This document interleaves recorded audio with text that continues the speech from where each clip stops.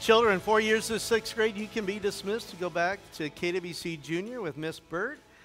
You guys have a lot of fun back there. Parents, grandparents, you can pick them up in room 6 after service. So last week, as we continue our study of the book of Hebrews, we entered into chapter 11, what's known as the Hall of Faith, and we saw that faith is not just what we believe in, but it's how we live because of what we believe. And today we're going to pick it up and look at how we can have a legacy of faith. We're going to look at really the guy that's known as the father of faith, Abraham, and 3 of his descendants, and see the legacy of faith that Abraham had left behind, and how you and I also can leave a legacy of faith. We'll pick it up, chapter 11, verse 8. Love for you to follow along. Hopefully you brought a Bible with you, or a tablet, smartphone that you can follow along on the Bible app. Or you can grab a KWC Bible and follow along there. Also have the words up here on the screen. Speaking of the screen, or just following along, it is the faith chapter. We see the word faith about 25 times in just chapter 11 alone. And it's certainly the theme, right? It's really important. So here's what I want you to do this week. Once again, when we come to the word faith on the screen, I want you to just say it out loud and say it with a little oomph, okay? You got it? Do you have oomph today? Are you guys all out of oomph? How many of you got oomph today? All right. I like it. So verse 8, by faith. Some of you have some oomph. By faith, Abraham, when called to go to a place he would later receive as his inheritance, obeyed and went, even though he did not know where he was going. We see right from the beginning that Abraham is helping us to know that living by faith means that we obey immediately, even when we don't understand completely. We obey immediately. God said, and so Abraham obeyed. Didn't know where he was going. How many of you like going where you don't know where you're going? And some of you, that's like every day, right? And you have to go back to like the room that you were in to remember why. But that's not what we're talking about. If God says, go here, and but I want to know all these answers. I want to have things figured out, and God just says, go. That's what he did with Abraham. I'm the type, I like to have things kind of planned out. I'm comfortable flying by the seat of my pants. But if I'm going somewhere, if I'm driving somewhere, I like to have a pretty good idea of where I'm actually going. If I'm riding along with someone, like, where are we headed? I don't want to just jump in a car and kind of just go normally. Like, what's the plan? What's the direction? Which is kind of interesting because as youth pastor, I would flip things on people, and we had what was called Destination Unknown, where we would gather, and oftentimes it was on a Sunday night, and we'd have a Destination Unknown after the service, and they just had tell them to bring $5 or $10 or whatever it was, and maybe give them a little bit of an idea if clothing, certain kinds of clothing would be preferable. Like, here's a little bit of an idea, but I'm not telling them where they're going. And wouldn't you know, they would show up and they would come to that. And then there was one where we did a super edition of Destination Unknown. It was going to be an overnight, and told them some different things that they needed for this activity. And we headed up, and we're in the van, loaded up, and we're in the van, and we're heading out. We're headed east. And I hear in one of the back seats when a teen pipes up and says, I know where we're going. We're going to Chicago. I did tell you we're headed east, right? Like, yeah, you are clueless, but that's okay. God loves you, and so do I. We actually went to Niagara Falls and Buffalo, New York for that trip. And like it was quite an activity, quite a trip. I had a lot of fun, and they were completely surprised Had no idea. But here is the thing with destination unknown. As a youth pastor, I knew that if I was going to advertise something as destination unknown, if I wanted them to ever go on a destination unknown again, I needed to do something. I needed to make it something that they enjoyed. I had to build trust and keep that trust so that they would sign up, they would come, they would give their $5 or their $10 or whatever it was, and they would load up on a van and go where they didn't know where I was taking them.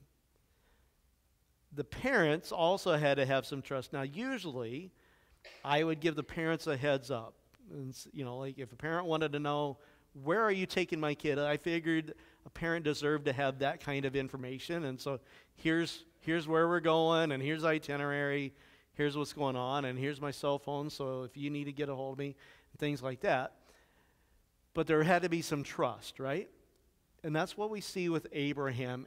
Abraham trusted God. And so by faith, Abraham, when called to go to a place would later receive as an inheritance, he obeyed. Immediate obedience, even though he didn't understand completely. But he obeyed in large part because he trusted God. We have the old song, and some of you know it, trust and obey, for there's no other way. Trust and obey isn't just a song. It should be a way of life, and it really is what living by faith is all about. Abraham obeyed and went. Verse 9, by, we're losing the oomph a little bit. By, wow, that's better. He made his home in the promised land like a stranger in a foreign country. He lived in tents, as did Isaac and Jacob, who were heirs with him of the same promise. I want to just point something out. We'll come back to this thought later on. Okay? Abraham didn't see the promised land as the final place. Did you pick this up? He lived in the promised land like what? A stranger in a foreign country. Lived in tents.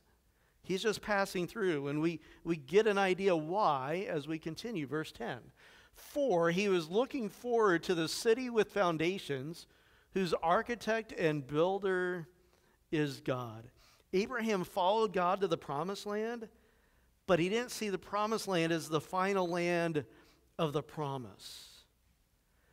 He lived as a stranger in that country, lived in tents. He's just traveling through. We see this idea in the New Testament that we're just aliens, that this earth is not our home. We're just traveling through. We have a final destination, a promised land that we are looking forward to. Verse 11, and by faith, even Sarah, who was past childbearing age, was unable to bear children because she considered him faithful who had made the promise. And so as we look at living by faith basically is we're making decisions every day. And every day you do make decisions. And as you make decisions, you basically are weighing your options, right? Every decision, you're weighing your options. There's pros, there's cons, there's different things that are factoring in. And the scale goes up, the scale goes down. And depending on if those are dietary decisions, the scale that going up and down, that could be very literal, but what goes into those decisions? And as people of faith, faith should go in to our decision, and faith should always be the thing that makes the decision go a certain way.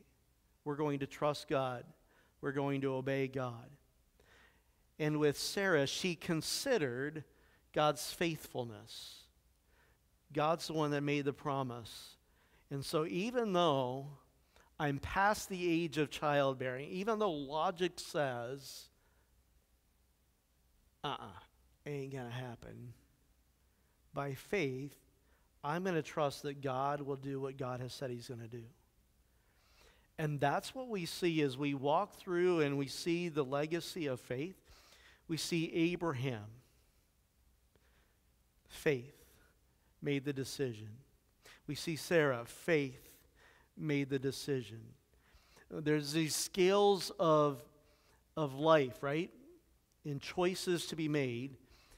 And with Abraham, with Sarah, and we're going to see it in just a little bit with their descendants, we're going to see how faith led them to make the choices that they made because they trusted God. And so, from this one man, and he as good as dead, came descendants as numerous as the stars in the sky and as countless as the sand on the seashore. I want to look at two different things that I've underlined. There's a phrase that I've underlined and one small word that I've underlined. I want to look at the phrase first. As good as dead. This is a really poignant phrase that is used here. Now, Abraham may have had a little bit of an issue, like, well, wait a minute, I wasn't that bad. But as far as being able to have a child at Abraham's age, he was as good as dead. A guy at the coroner's office with a toe tag is just as likely to become a father as Abraham. That's what we see in Hebrews chapter 11. Except God had made a promise to Abraham. But know this. Abraham was as good as dead, but God. File that away. We'll come back to that thought in a moment. I want to go to this little word that I have here underlined, the word so. I want us to understand every decision has a so, an end result. Some so's are awesome. So he had $1 million in his bank account. So she got married and lived happily ever after. So some so's are awesome. On the other hand, some so's are awful, right? Some are awesome, some are awful. Like, so she got married and didn't live so happily ever after. Or so he lost an eye, or so she went bankrupt, or so he spent the rest of his life in prison. And a lot of our souls are still yet to be known. We don't know, like, the end result. We don't know what's going to happen. We don't know the so. But here's the thing. Leaving a legacy of faith isn't so much about what is left behind. Because I think when we think of the word legacy, and I highlighted the word legacy on my phone, on my computer, where I have my notes and everything, and just like, what's the definition that pops up? The first definition on my computer that pops up: the amount of money or property left to someone in a will. You're like, here's the result of life's decisions. Here's what I leave behind. Here's my legacy. And here's the thing, living a life of faith and then leaving a legacy of faith, the legacy isn't so much the so as the result of the decisions, but the so as in the reason for why you made the decisions. Here's something I want to point out. In the different so's that I gave as far as awesome and awful, sometimes the awful results come with a right decision. Sometimes, like so he spent the rest of his life in prison could be because he acted in faith. Sometimes the awesome can be a result of doing things that aren't honoring to the Lord or aren't walking in faith. Somebody can have $1 million in their bank account, but they didn't come by it honestly. Let me ask you a question. What would you rather your legacy be? That you left behind $1 million, because you acted unscrupulously, or that you spent the rest of your life in prison because you walked in obedience to the Lord. And maybe you went to a missionary as a missionary to a country where the gospel is forbidden. What would you rather your legacy be? The legacy is not really in the so as in the result of, but the so as in the reason for why you did what you did. You said what you said. We see with Abraham, Isaac, Jacob, and then Joseph, the legacy of faith is not just because of what is left behind, but because of why they made the choices they made, the reason for it. First observation from this passage, and maybe you've already written some notes, and that was my hope, that so much more than what just a few observations that I'm going to put up on the screen. But leaving a legacy of faith comes from making choices by faith. Abraham and Sarah, faith was the reason they made every decision. Every decision has a so, and so, like, the result, I'm going to have to leave to the Lord, but the reason I'm going to make a certain decision is because I believe in God, because I trust Him. I'm going to walk in obedience. Trust and obey. I wonder, how do you make decisions in life? Do you make decisions based on reason, based on your logic, based on what you can figure out? That can be good. I'm not saying that we need to just throw that to the side. But where does trust and obey come in? Here's the thing. Financially, it doesn't make sense to tithe and to give offerings. If you leave faith out of the equation, it doesn't make sense financially to give 10% of what you make to the Lord. It just doesn't. Like, financially, if you leave faith out of the equation. However, we can't leave faith out of the equation, right? And here's what I have learned. I've learned that if I'm obedient to what God has called me to do financially, whether it's the tithe or additional, God provides. God provides. Sometimes, like, left going, I still don't understand. The math doesn't completely work, but the bills are paid. That's God. And God can do whatever God wants to do. Nothing is impossible with Him. God says, you're going to have a son. Abraham's as good as dead. And Sarah, 10 years younger, she's not as good as dead. She's beyond childbearing. It's a little bit more polite the way the Hebrew writer provides it. But yet they trusted God, and they made decisions, and they acted accordingly. God's ways won't always make sense if you fail to factor in God's goodness and faithfulness. But leaving a legacy of faith comes from making choices by faith. Verse 13, we continue.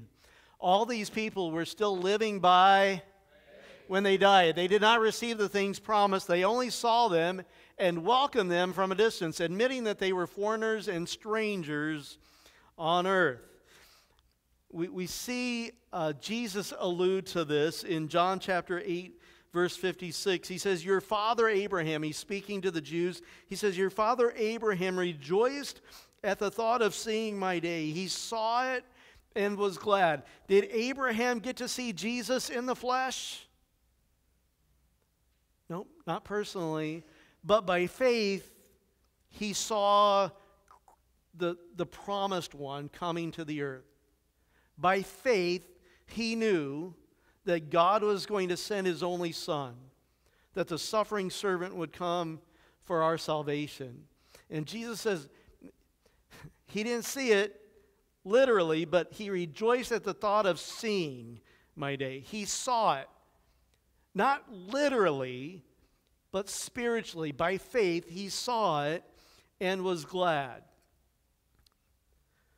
These people, they lived by faith. And they didn't see the promise, not the ultimate end of the promise before they died. Did Abraham see a son be born? Did Sarah see a son be born? Absolutely. But they didn't see the generations and generations. And they didn't see the fulfillment of the promised one that through you all nations would be saved. They didn't see that in the flesh. But by faith, they trusted that it would happen. In Romans chapter 4, verse 11, Paul calls Abraham the father of all who believe. Quite a legacy, isn't it? So growing up, we sang a song, Father Abraham. Any of you know that song? Father Abraham had many sons had Father Abraham. I am one of them. And then basically, it's just a way of helping children get rid of a lot of energy. Right? And like Father Abraham, well, we're not even Jews. No, it's not just that he's the father of the Jewish nation. He's the father of all who believe in the promise of God that God was going to send a Messiah. Verse 14, people who say such things show that they are looking for a country of their own. If they had been thinking of the country they had left, they would have had opportunity to return. Abraham wasn't longing for the land that his grandfather had left. He was longing for heaven. He wasn't longing for the good old days. He was looking forward to the promise of God. That's what he picks up in verse 16 as the Hebrew writer continues. Instead, they were longing for a better country. And I underline better because that's basically been the theme of the book of Hebrews, and how Christ is better and what Christ has provided is better than anything else. And they're longing for a better country, a heavenly one. Therefore, God is not ashamed to be called their God, for he has prepared a city for them. Interesting phrase here that we have. That God is not ashamed to be called their God. Now, one thing that this seems to indicate is that there could be times when God could be or would be ashamed for somebody to be called, for him to be called somebody's God. Would you agree that that seems to be the implication? That if God is not ashamed to be called their God, that it's quite possible that there are times when God might be ashamed to be called somebody's God? Why would that be? Because they're not acting like his followers? You think? I'll let you chew on that for a little bit. Here's what I want to focus on. There's two reasons why God is not ashamed to be called their God that were given here in this verse. One that's given after and one that's given before. One is more obvious, and that's the one that's given first. And we'll look at that one last. I want to look at the one that's given last first, and the one that may not be as obvious, but it says, God is not ashamed to be called their God. What's this word? For, which indicates a reason. Here's a reason that God is not ashamed to be called their God. For, he has prepared a city for them. There are times when a parent might be ashamed of their child, or to be known as the parent of a child. Like you've been at Walmart, right? When a kid is acting out and a parent's like walking the other way, like, not my kid, not my, like they just want to get away. But there's another time, like, I don't even feel worthy to be called your father right now because I have not acted in a way that justifies the name Dad. Like, I'm ashamed to even be called Dad because I haven't acted that way. I haven't acted in a way that fulfills the title of Dad. But God doesn't have to be ashamed because they have placed their faith in him to do something, and he's done it. I've got that covered. There's no shame here. There's good reason for us to have, or for them in this case, to have placed their faith in God because he's faithful. But the first reason, they were longing for a better country, a heavenly one. Therefore, which also indicates reason why God is not ashamed to be called their God, because they were living by faith. They were living by faith. They were longing for heaven. Here's a second observation that I get from Hebrews chapter 11 in these verses. Leaving a legacy of faith comes from focusing on what is to come, not on what is left. We go back to Abraham not seeing the promised land as the ultimate land of promise. He embraced God's goodness in the present, but he didn't cling to it in such a way as to miss what God still had for him. I think there are times when we embrace what God has given to us in such a way that we're not ready, we're not open to embrace what God has further for us. But Abraham didn't do that. He said, thank you, I'm going to follow you, I'm going to trust you, I'm going to live in the promised land, but I believe you have something more for me. I'm not focusing on the good old days. I'm focusing on what will be, on what's to come. You've probably heard this story, but I'm going to share it. It's so good. A woman was diagnosed with terminal illness, given 3 months to live. And as what is somewhat common when death seems to be apparent, and somebody is of faith and is connected to a local church, and they get their pastor and ask to meet with the pastor to kind of arrange some things for the funeral and final wishes, things along that line. And that's what she did. She met with the pastor and told the pastor the songs that she wanted sang at her funeral, and told the pastor what scripture verses she wanted read at her funeral. She told the pastor what dress she even wanted to be buried in. And then she said one more thing. He said, okay.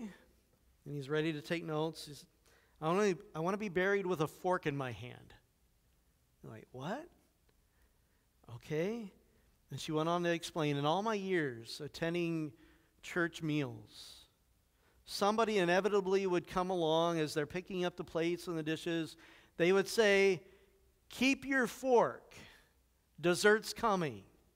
And I knew it was going to be something like a velvety chocolate cake or deep dish apple pie, something just really yummy and that I was looking forward to. Something wonderful. So I want people to see me there in the casket with the fork in my hand, and when they look at you with that look like, what's that about? I want you to tell them, keep your fork, because the best is yet to come. Friends, if we're going to leave a legacy of faith, we've got to live in such a way that we know the best is yet to come. Amen? Verse 17. You guys ready?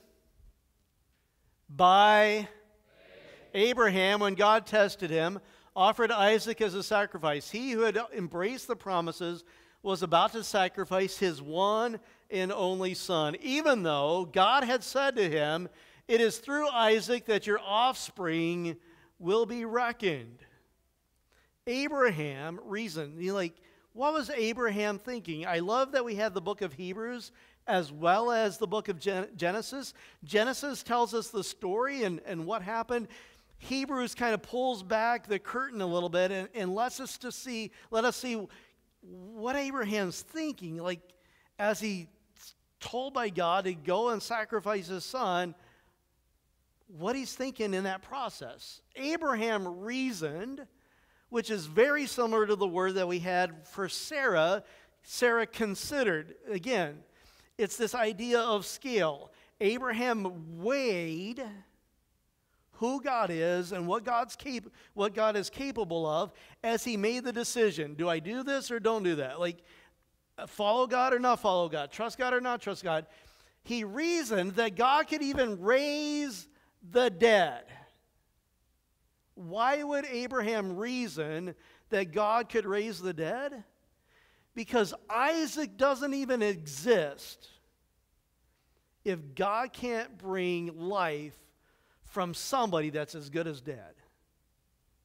Because Abraham was as good as dead, and yet Sarah gave birth to Isaac. That's the kind of God Abraham served. So Abraham's like, I trust God. He's a good God, and He's a powerful God. There's nothing that my God can't do. My God had promised that Isaac's the son of the promise, and what God's going to do through Isaac. I don't understand this. This doesn't make a lot of sense to me. But by faith, I'm going to trust that God knows what He's doing and that God can even raise the dead. And so in a manner of speaking, he did receive Isaac back from the dead.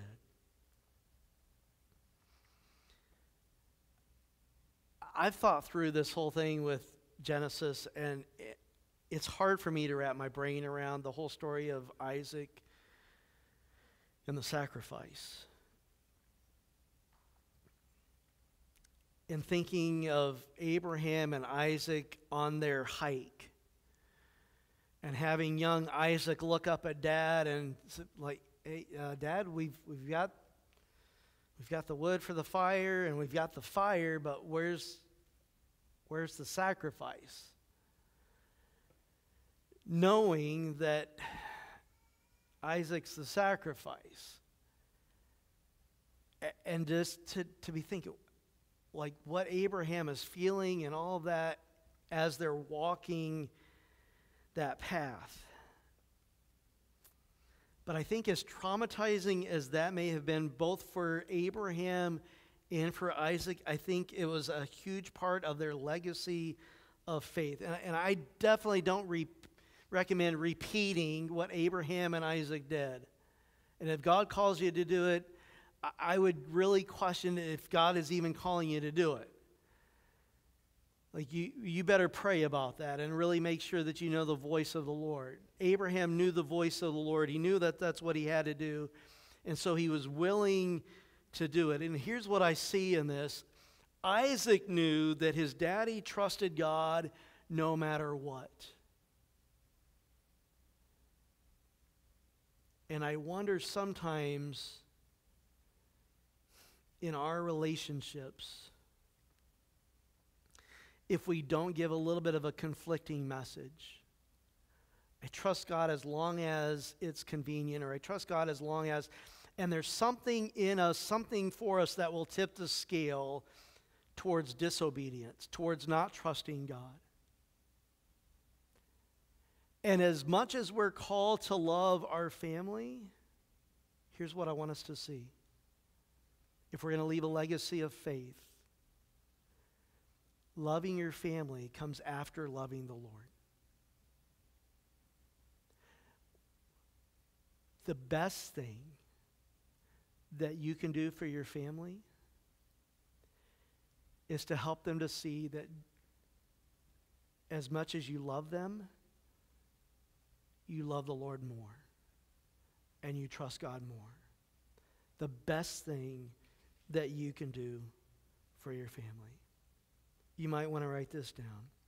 The kind of faith that's worth passing on to your family is the kind of faith that's worth choosing over your family. The kind of faith that's worth passing on to your family is the kind of faith that's worth choosing over your family. A legacy of faith, because God isn't just the God of Abraham. And here's what we see. God's not just the God of Abraham. He's the God of Abraham, Isaac, and Jacob. So we look at Scripture. We see the God of Abraham, Isaac, and Jacob. And that's what we see as we follow along. Verse 20. By faith, Isaac blessed Jacob and Esau in regard to their future. By faith, Jacob, when he was dying, blessed each of his Joseph's sons and worshiped as he leaned on the top of his staff. Now I'm going to pause just for a little bit and tell you, I'm going to admit something to you. There's something in Scripture that I have not understood. Something that had me stumped. Something that, like, I don't know the answer to this question. Here's the question. How was faith involved in Isaac blessing Jacob and Esau? We just read this account not long ago in the book of Genesis. We read about how Rebekah, and some of you maybe remember from Sunday school or some other time, how Rebekah and Jacob worked together to trick Isaac into giving Jacob the blessing instead of giving the blessing to Esau.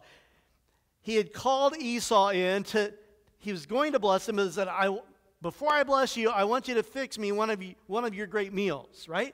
And so he goes out hunting, because that's what he did. He's a man of the land. He goes out hunting, but mom says, hey, here's what we're going to do. We're going to trick Dad. You go get the goat. I'll fix it up. And he's like, but Esau's hairier than I am. Dad's going to touch my arm to bless me, and he'll know it's not me. He'll touch my face, he'll know it's not me. And so they put skins on him and everything and trick the dad into giving the blessing. And then Esau comes in to receive his blessing. He's like, hey, I got your meal for you. Like, who are you? And then he realizes he's blessed the other son. The son that he intended for Esau, he gave to Jacob. And Esau says, well, don't you still have a blessing for me? And I'm like, yeah, but not the same blessing. I already gave it. And like, how is faith involved in that? God didn't tell Isaac to give Jacob this certain blessing. And that stumped me. So I started doing some research, and I came across a video of a guy that I thought had a pretty good answer. You see, Isaac, when he blessed his sons, he believed that what he said would come to fruition. He believed that the blessing that he was bestowing on them weren't just empty words, that they had power, they had significance, that this was of God, and ultimately he trusted that God was going to do what had come out of his mouth. By faith, he trusted that God would do that. I think we also see, as we look at both of these, that there was a trust in God's sovereignty, not just a trust in God's power, but a trust in God's sovereignty to do what only God could do. And that's what we see as we continue on, looking forward, the next generation in Joseph. Verse 22. Last one, Joseph, when his end was near, spoke about the exodus of the Israelites from Egypt and gave instructions concerning the burial of his bones. Leaving a legacy of faith comes from sharing what you believe. Sharing what you believe. Isaac spoke it in a blessing.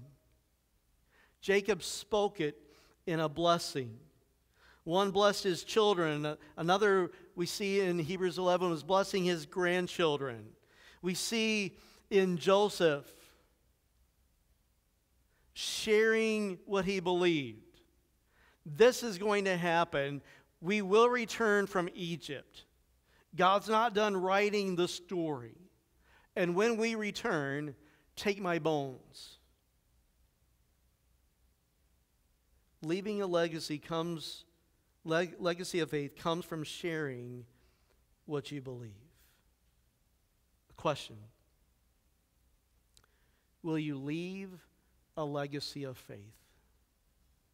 Will you leave a legacy of faith? Follow-up question. What do you need to do in order to do so? What do you need to do in order to do so? As we look back at what we've learned from Abraham, Isaac, Jacob, Joseph, maybe you learn that you see that you need to demonstrate that you make choices by faith. When choices are before you, do I do this or not do this? That faith is always the thing, walking in obedience to God, your relationship to God, that's always what's going to tip the scales. It's not what's more convenient, not what would I rather do, not how will this make me look. It's not what do my kids want. It's what does God want. Demonstrate that you make choices by faith. Second, focus on what is to come, not on what is left. Is this eternal? Is this eternal? Am I focusing on heaven and what that will leave for my children? Third, sharing what you believe. Sharing what you believe. Sharing your faith in Jesus Christ.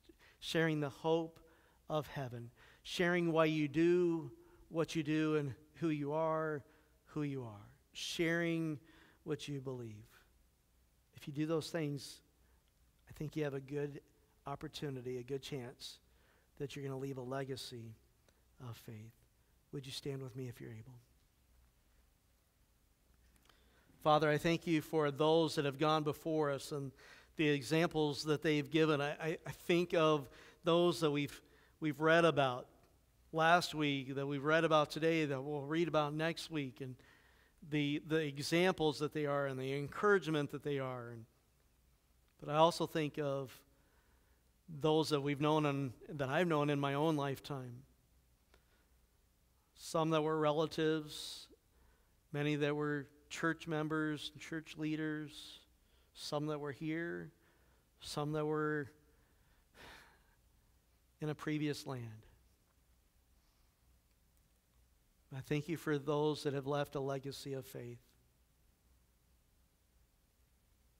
Made decisions based on obedience and trust in you, not on what was convenient, not on what might be the best for their bank account or what others would suggest or recommend, but lived by faith. May we do the same. May there be countless generations biologically and spiritually because we chose to say yes to you on a day-by-day basis, simply following you by faith. I pray this in and for your name. Amen. Let's worship him, Lord.